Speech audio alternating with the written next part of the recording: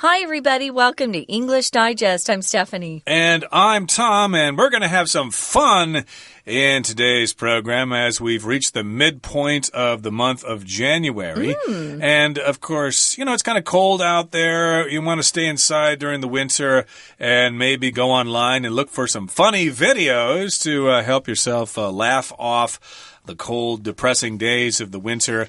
And so today we're going to actually be talking about stand-up comedy. The title is Make 'em Laugh, the art of stand-up comedy. What exactly is that anyway?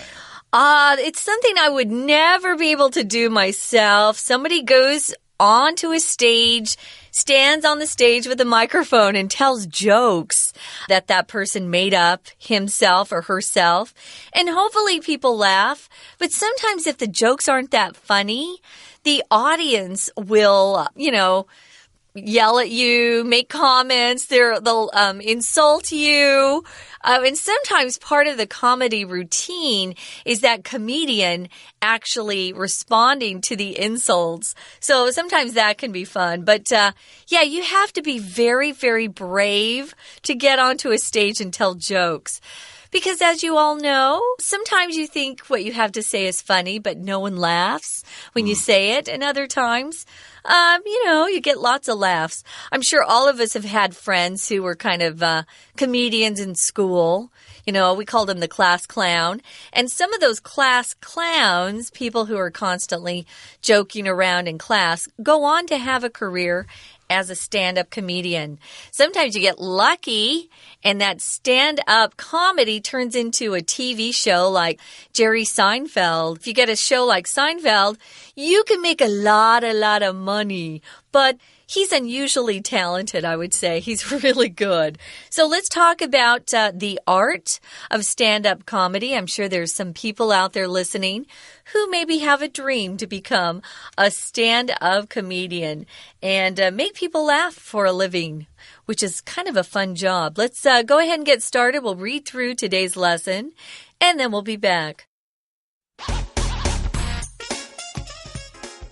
Can you imagine making a living by standing on stage and telling jokes? Simple as it sounds, this type of comedy, known as stand-up, is anything but. Stand-up comedians have to be clever and easy to relate to, while sounding like they're just making funny observations about life. Though people have been telling jokes for a long time, stand-up is a relatively recent development. Its origins can be found in the touring lecturers of the 19th century, including author Mark Twain, who was known to give humorous speeches. In the 1950s, former variety show comedian Bob Hope established the genre's most classic variety, which revolved around jokes about daily life. However, stand-up didn't gain its edgy quality until the 1960s, when Lenny Bruce, Richard Pryor, and George Carlin started to push the envelope of acceptable topics. These days, stand-up comedy includes a wide range of styles and categories, from cheesy puns to politically charged irony, with something for everyone to enjoy. Some common devices can be seen in stand-up shows, including one-liners. These jokes are made up of just one or two sentences. A great example of this is, "Isn't it scary that doctors call what they do practice?" Some comedians get laughs by repeating a characteristic phrase called a catchphrase. Tommy Cooper's "just like that" is a famous instance of a catchphrase. Another common technique is doing impressions. This is when a comedian perfectly imitates somebody's voice, look, and movements to tell their jokes. Impressions are particularly hard to master. If you need a good laugh, try checking out a stand-up comedy show online or in your area. You're sure to have a good time thanks to this comedic art form. Okay, guys, we're going to be talking about stand-up comedy, the art of stand-up comedy, which is not easy. I think some people think it's really easy. It's a tough gig, especially when you first start out. You don't get paid anything, you know, you're kind of just giving away your laughs for free, trying to get better and better gigs or jobs as the time goes on. So let's get started here. Stand-up comedy. Can you imagine making a living by standing on stage and telling jokes? I wanted to mention here, sometimes I see people write standing on the stage. A lot of times when we're talking about performing, we just say, oh, she's on stage. She needs to go on stage in 10 minutes. So you actually don't need a measure word there like an or the. Standing on stage telling jokes. That line there just makes me kind of horrified. I would hate to have to stand on stage and tell jokes. I'm not good at making up jokes or telling jokes, although I have a dad and a sister and a brother who are very funny. And the way that they say things is always so funny. But stand-up comedy actually takes a lot of work. You have to, think and write down things, try it out on your friends, fix jokes, because timing and the exact words that you use are all very important as to whether you're going to get a laugh or not. Indeed, and of course, I really haven't seen stand-up comedians here in Taiwan so much. I've heard of something called xiangsheng, where you got two guys on stage, and they're talking back and forth, so it's kind of similar to that, I suppose. But, of course, Western stand-up comedy involves just one person up there on stage. A lot of the comics or comedians are male, but we've got female ones as well, like Ellen DeGeneres used to be a stand-up comedian, and is it Amy Poulter or something like that? I guess she's a stand-up comedian as well. From Saturday Night Live, yeah. Indeed. And so it's quite common. I don't think she does stand-up, though, usually. She's usually in skits, sure. Yeah, I know, of course, the Canadian guy, Russell Peters, who is of Indian descent, and he's quite funny to watch in YouTube videos. I wish I'd seen him live, though. He's quite funny. Of course, Jerry Seinfeld. Right, Jerry Seinfeld. Of course, his programs are popular in the 90s, and also he is a stand-up comedian.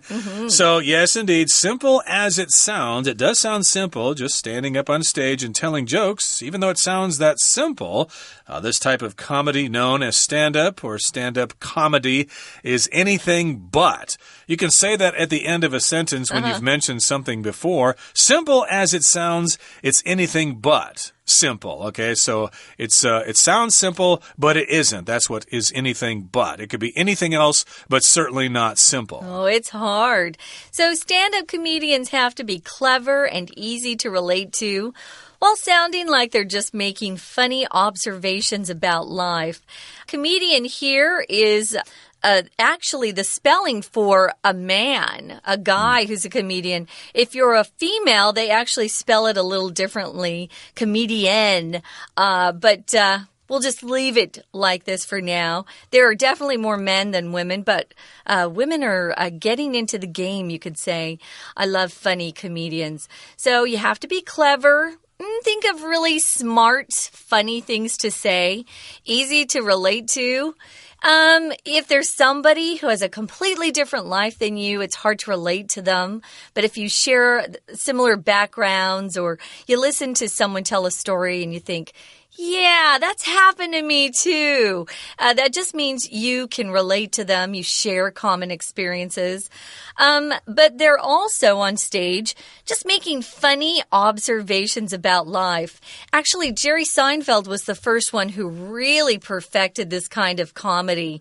He would talk about crazy things that people would never think were funny, like that little piece of hair in the shower that you're, taking a shower and you're in somebody else's apartment. Maybe you're visiting a friend or a relative, and there's hair that is on the wall. I just thought, who would even think about making a joke about that? But if you've listened to his stand-up CDs and DVDs, you know what skit I'm talking about. It's really funny. So an observation is something that you've looked at.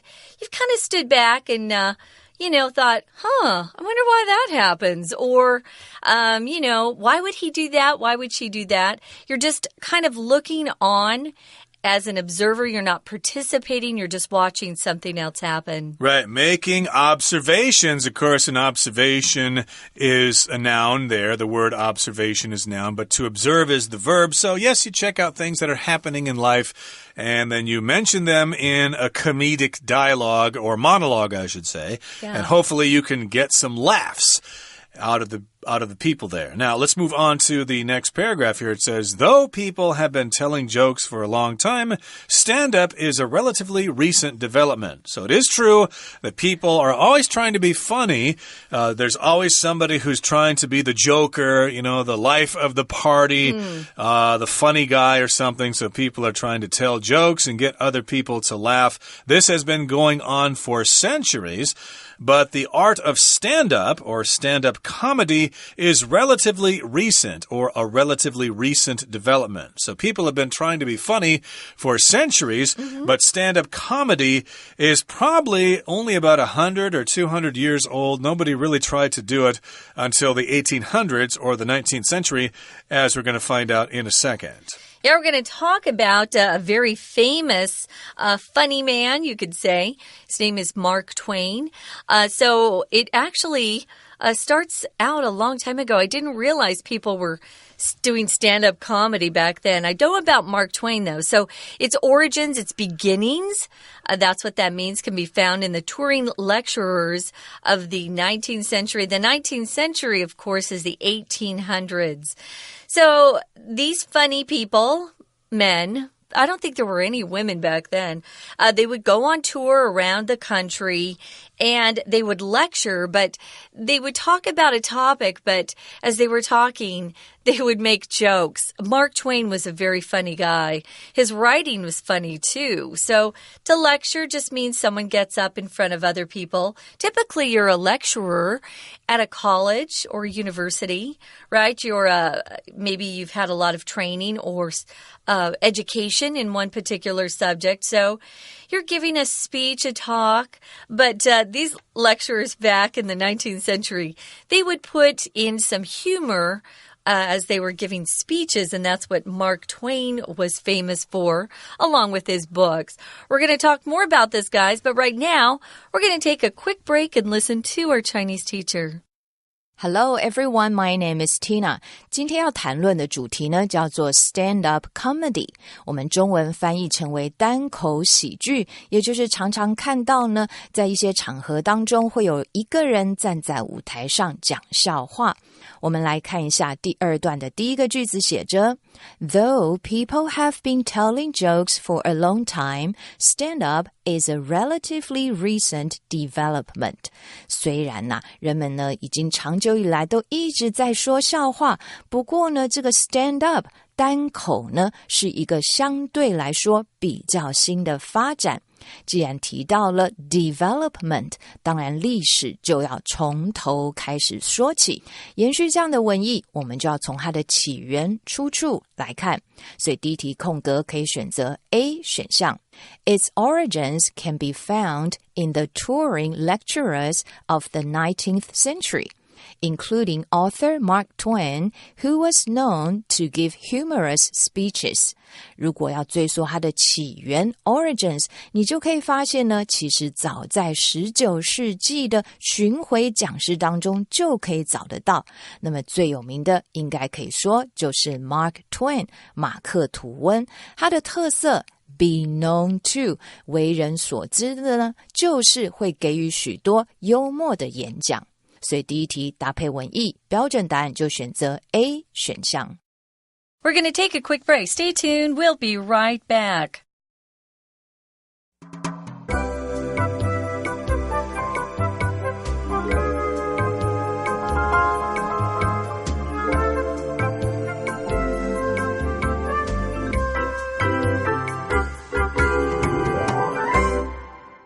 Okay, so let's continue to talk about the history of stand-up comedy. It's been kind of recent that it's become popular, and we talked about its origins coming from the 19th century from lecturers, you know, people going around and giving speeches. But Mark Twain went around and gave speeches, and he tried to be funny. I think sometimes it worked for him, sometimes it didn't work, and people were shocked. How could he say such a thing? That's disgraceful. But at least he tried, you know. And in the 1950s, we've got Bob Hope. Maybe you've heard of him. I think he actually came to Taiwan about 30 years ago or so. but he's dead now, of course. But in the 1950s, former variety show comedian Bob Hope established the genre's most classic variety, which revolved around jokes about daily life. So maybe you've heard about Bob Hope. I think he came from the World War II generation. I think that's a comedian my parents would have enjoyed watching, or even my grandparents. But, of course, if you talk about stand-up comedy, that's a kind of entertainment which we're referring to as a genre here. A genre is a type of something, like different genres of film would include romances or rom-coms, as sometimes they're referred to, adventure movies, science fiction, westerns, etc. Those are different kinds of film genres. And this is a classic type of comedy which revolves around jokes about daily life, things that happen in your daily life. You know, the last time you went to the bathroom, did you notice blah, blah, blah, blah? That's kind of like making an observation about daily life, and they revolve around that. They're kind of based around or based on what happens in your day-to-day life. Yeah, usually revolve is used to mean something's moving in a circle while something's stationary in the center. So you could picture this.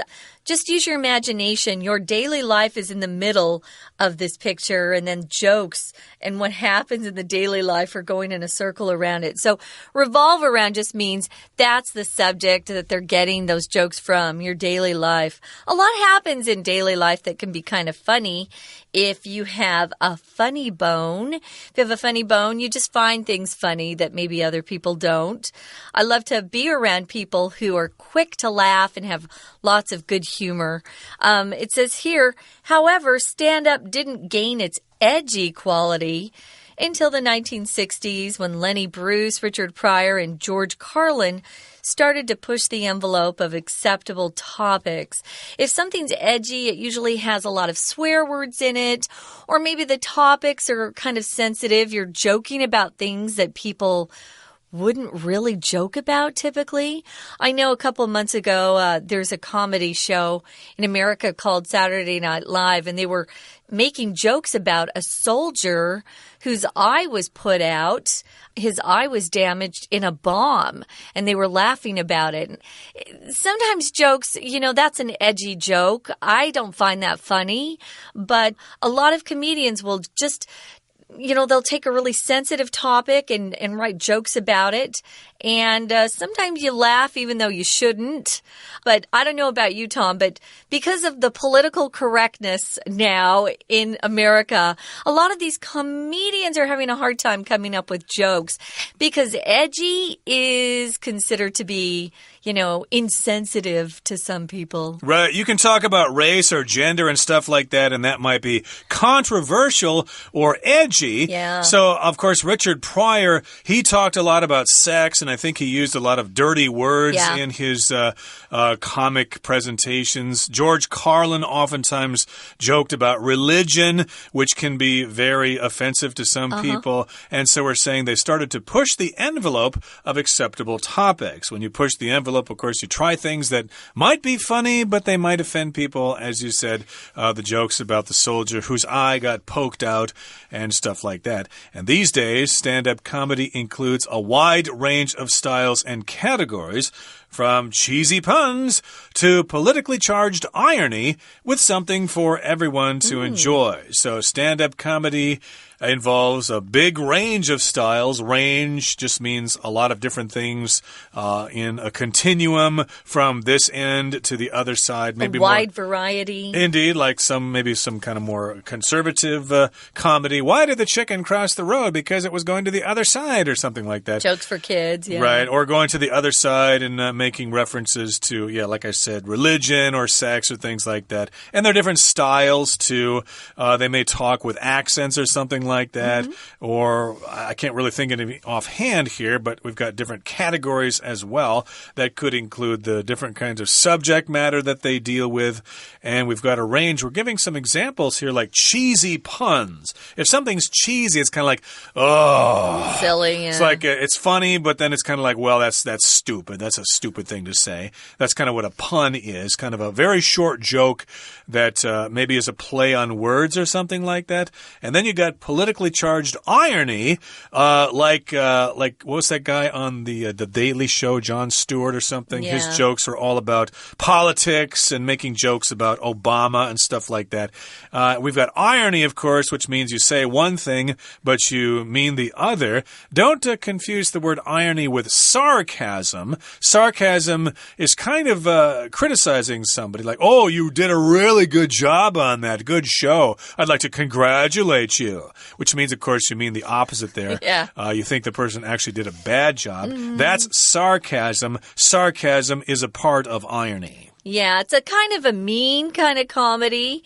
You got to be careful with sarcasm. Now, some common devices or means of doing something, that's a device, can be seen in stand-up shows, including one-liners. A joke that's a one-liner usually is tough to come up with unless you're really clever. So these jokes are made up of just one or two sentences, and here our author gives us an example. Here's a great example. She says, it says, isn't it scary that doctors call what they do practice? That is funny because they're actually making fun of the way we use that word. Doctors always practice medicine. You hope your doctor isn't actually practicing on you, that he already has the skills he needs or she needs to do the job. But it is funny. So it's just the way we word things sometimes. I know jokes are told sometimes here in Taiwanese or usually Taiwanese, not Mandarin. And I'll ask my friends why it's funny, and they just said it's the way they said it, and it's not funny in Mandarin, so I can't translate it for you. It's only funny in Taiwanese. Well, English is similar in that depending on the words that are chosen, that can make that one-liner really funny. Indeed. So that's an example of a one-liner. You can probably think of some other ones or do a search on Google and find plenty of examples there. And some comedians get laughs by repeating a characteristic phrase called a catchphrase. Okay, some comedians or some famous people are famous because they keep saying something over and over. One of my favorite comedians was Steve Martin back from the 70s and 80s. He was funny. He was always saying, I'm a wild and crazy guy. Or he'd often say, oh, excuse me. Excuse me. Yeah. And stuff like that. And you can probably think of other catchphrases from other comedians as well. We've got an example here. Tommy Cooper, he said, just like that. I'm not familiar with this comedian here, but I guess this is something that he said quite often. That's a famous instance of a catchphrase. There you go, just in case you wanted to know. So another common technique is doing impressions where you imitate somebody's voice and their style. That's one of my favorite things. I love to watch people who can imitate others. A lot of actors are quite good at it because they mimic people or imitate them. So to imitate means to copy someone's voice, look, and their movements to tell their jokes. That's always fun. Impressions are particularly hard to master. Some people are really good at it. I think it's a talent that you're born with. I think some people have a very good ear and they really watch people closely and can copy them. Now, that's another type of comedy. So there are lots of different forms and varieties of comedy, a range of styles and categories. So if you need a good laugh, try checking out a stand-up comedy show online. You could go to YouTube, of course, or in your area. Check and see if there are any shows going on here in Taipei or wherever you live in Taiwan. You're sure to have a good time thanks to this comedic art form. We wish you a lot of luck. I'm sure there are lots of funny people here as in other countries. And sometimes, you know what? If you're having a bad day, go online, have some laughs. You'll feel a lot better. Indeed. So that brings us to the end of our program, but we need now to hear once again from our Chinese teacher. 接着我们来看到第二个空格，在第二段第三个句子写着 In the 1950s, former variety show comedian Bob Hope established the genre's most classic variety, which revolved around jokes about daily life. 从来源出处讲到了50年代呢，这个前综艺节目的喜剧演员 Bob Hope 他确立了一些围绕着日常生活的笑话，这里讲到的是跟 daily life 有关的主题。延续这样的文意50年代，接下来当然就要谈之后60年代。延续这样子的文意脉络，第二题可以选择 Sentence D 选项里面提到 However, stand-up didn't gain its edgy quality until the 1960s, when Lenny Bruce, Richard Pryor, and George Carlin started to push the envelope of acceptable topics.到了60年代呢，它才开始了有一些 edgy quality， 我们称之为是比较前卫的特质。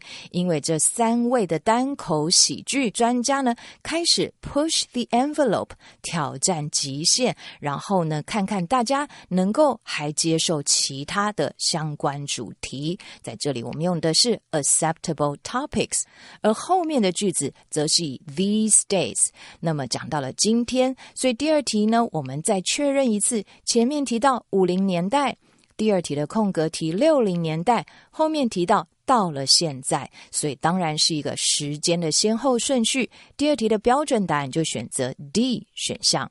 第三个空格要选对的话呢，就要看一下后面的句子。后面的句子提到 These jokes are made up of just 1 or 2 sentences。这些笑话呢，其实大概就是由一句或者是呢2句话所组成。到底是哪些笑话呢？第三题我们可以选择 F 选项。Some common devices can be seen in stand-up shows, including one-liners. 这里所谓的 one-liners 指的就是俏皮话或者是单句的短笑话。那这一段主要谈的呢，就是你在单口喜剧当中常常看到的一些 common devices 常用的手法。那么在这一句就先介绍了 one-liners， 也就是单句短笑话，于是你就可以配合后面的句子讲到了 these jokes， 大概就是一句或者是2句话，所以根据文意，第三题就选择 F 选项。第四个空格要选对，就要看一下后面提到 This is when a comedian perfectly imitates somebody's voice, look, and movements to tell their jokes.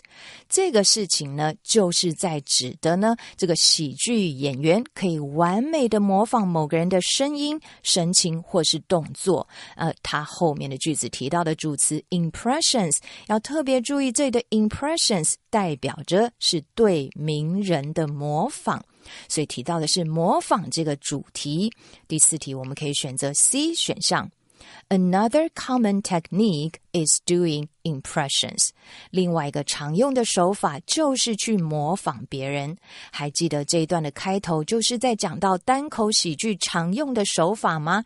前面提到的是单句短笑话，这边提到的就是 doing impressions， 是另外一个 another 常见的手法。所以搭配文章的脉络，第四题的标准答案就选择 C 选项。最后一段 If you need a good laugh, try checking out a stand-up comedy show online or in your area. 如果呢你想要大笑的一番，那么你就看看网络上或者是你所在地区的单口喜剧咯。延续这样的文意，第五题我们可以选择 B 选项。Sentence B 提到 You are sure to have a good time thanks to this comedic art form. 那么呢，有多亏于有这样子的喜剧的艺术形式，你一定会有一段愉快的经验的。第五题的标准答案就选择 B 选项。OK， 以上就是今天的课文讲解，谢谢收听。That is it for our program. Thank you for listening, and please join us again next time for another edition of our program. From all of us here at English Digest, I'm Tom. I'm Stephanie. Catch you later. Bye.